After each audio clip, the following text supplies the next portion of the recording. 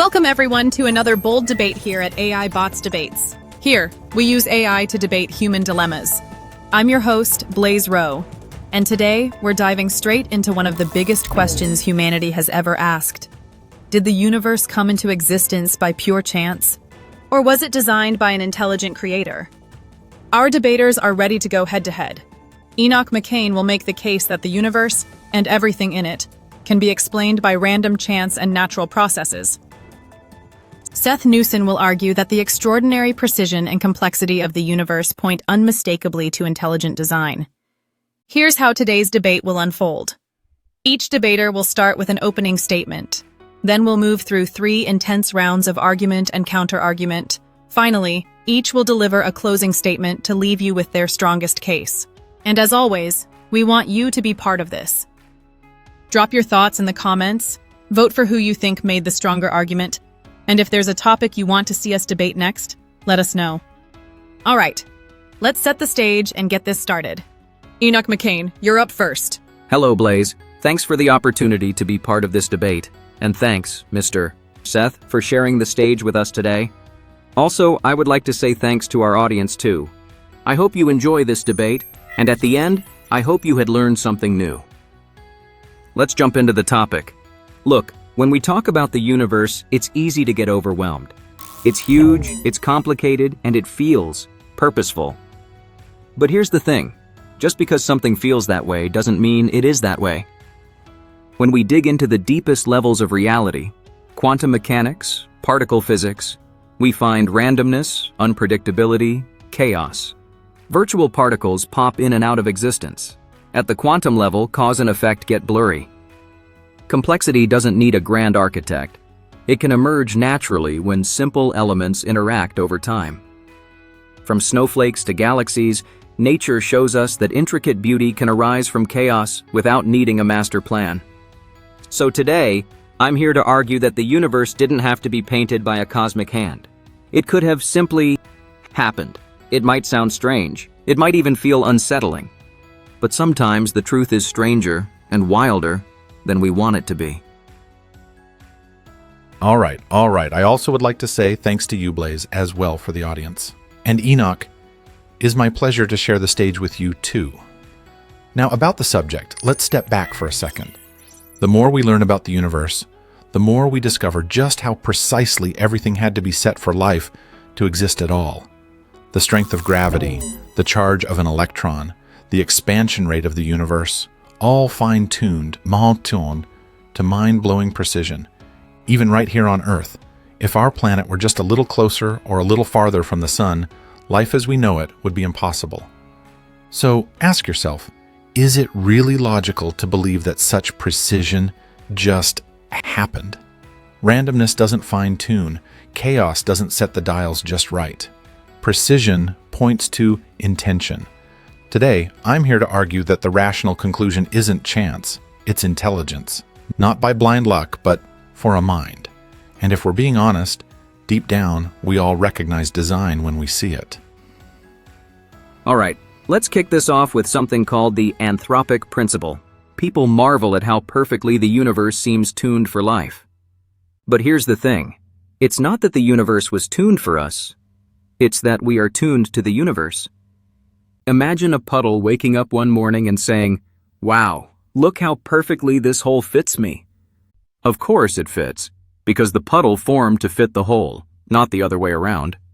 Life evolved to survive under the conditions that already existed. It didn't demand a designer to create those conditions specifically for us. And here's something bigger. The universe is overwhelmingly hostile to life. 99.99999% of it is lethal. Endless radiation, freezing voids, black holes. If the universe was designed for life, it's like building a hotel with 10 billion rooms, and only one closet you can actually survive inside. Doesn't sound like great engineering to me. So no, we're not looking at evidence of design. We're looking at survival bias. Life appears in the rare places where it can, and naturally, we're sitting in one of those places, wondering why it all seems so lucky. The universe doesn't revolve around life. Life adapted to the universe. And this is a simple way to see how everything just lines up together. Okay, Enoch makes it sound simple, but let's not kid ourselves. Saying we're just here because we can be here isn't an explanation. It's like finding a winning lottery ticket on the ground and saying, well, obviously it was bound to happen. No, improbable things don't become probable just because you're standing on the prize. And that puddle analogy? Cute, but it misses the point. The puddle fits the hole because the hole already existed. The question isn't, why does life fit the universe? It is, why is there a hole so perfectly carved that anything could fit into it at all? And about the universe being hostile, sure, it's vast and dangerous, but that doesn't cancel the precision. You only need one tiny speck, one Goldilocks zone, balanced just right for life to explode into being. And that's exactly what we find. So, no, Enoch, survival bias doesn't explain fine-tuning. It dodges it. Precision like this doesn't come cheap. Somebody built the safe zone before we ever got the chance to survive in it. You might think this is a simple way to look at it, and yes, it's easy to appreciate the sculpture once it's finished. But we're talking about the complex process that went into fine-tuning every detail. All right, fair enough, Seth. Nice poetry. But let's take off the training wheels for a second. What if this universe isn't the only one? There's a serious idea in modern physics called the multiverse. Maybe, just maybe, there are infinite universes out there, each rolling their own dice with different physical laws, different constants, different outcomes. Most of them? Dead, broken, uninhabitable. But in a few rare cases, everything lines up just right and life bursts into existence. It's not a miracle. It's statistics at a cosmic scale. It's like buying not one, but billions of lottery tickets. Eventually, somewhere, someone's going to win. And guess what? We're living on the winning ticket. Now, do we have direct proof of the multiverse yet? No, but absence of evidence isn't evidence of absence. When the odds are this insane, it's not just reasonable, it's smart to consider that we're not the only universe in the game. So let's not be naive. The fine-tuning you see, it doesn't prove a grand mastermind. It could just be the natural, inevitable outcome when the cosmos rolls the dice enough times. We didn't hit destiny, we hit probability. All right, Enoch, props for creativity. But let's be real, every time I hear someone throw around the multiverse idea, I can't help but wonder if they're confusing Amazing Cosmic with lazy comics. That's not a scientific explanation, it's a cosmic escape hatch. You can't just stack infinite invisible universes on top of each other and call it an answer. That's not solving the problem of fine-tuning. That's sweeping it under a very large, very imaginary rug. And let's be honest, if the multiverse really is infinite, you also have infinite versions of you. Somewhere winning debates you never should have won. Doesn't exactly scream serious science, does it? And you said something interesting. Absence of evidence isn't evidence of absence. Funny how that works, because when it comes to belief in God, that's the exact same principle believers have been saying for centuries. Lack of full evidence isn't proof against a creator. Yet instead of seriously considering one intelligent cause, you're ready to bet the house on a zillion invisible universes we can't even find a single shred of evidence for. Talk about selective skepticism, but let's move even deeper. You keep talking about matter, randomness, and survival. What about the mind? What about consciousness? Intelligence, reason, morality. These things don't pop out of nowhere because particles bumped into each other just right. You don't get Shakespeare because some atoms decided to throw a poetry party. Consciousness is a whole different level of reality, and pure chance can't explain it. If you really think randomness and mindless collisions are enough to produce a thinking, feeling, moral being, then I've got a bridge made out of lottery tickets to sell you. Precision points to intention. Consciousness points to a greater mind. Chance just isn't big enough to carry the weight of the universe, or the mind that's thinking about it. All right, look, it's easy to poke fun at ideas that sound strange, but let's not pretend intelligent design doesn't come with some massive questions too. First off, if the universe needed a designer, then who designed the designer? You can't just stop the questions where it gets convenient. If complexity needs an explanation, then surely an intelligent creator, way more complex than the universe, needs one too. Otherwise, you're just saying, well, it's complicated, so magic. Secondly, Let's be honest, nature is messy. From black holes ripping apart galaxies to animals that evolve with built-in self-destruction, this doesn't exactly scream perfect blueprint. In fact, if we were judging the universe like a construction project, somebody's getting sued for negligence. So maybe, just maybe, the randomness, the chaos, the dangerous beauty we see are not signs of a sloppy architect, but exactly what you'd expect from a universe that wasn't designed at all. And about consciousness? Sure, it's amazing.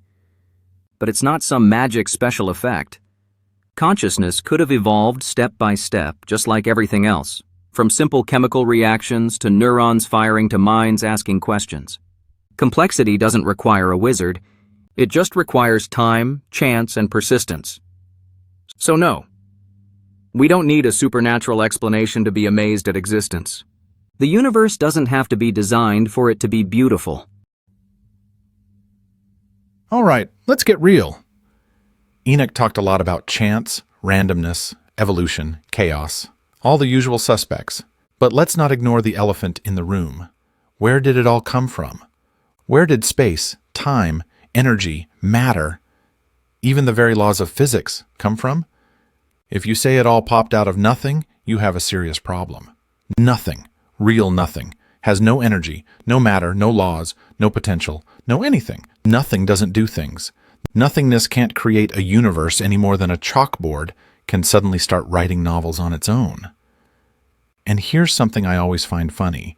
Enoch said earlier, absence of evidence isn't evidence of absence.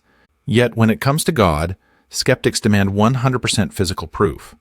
But when it comes to the idea that literal nothing somehow burped out a perfectly ordered universe, suddenly no evidence needed. Sounds a little selective, doesn't it?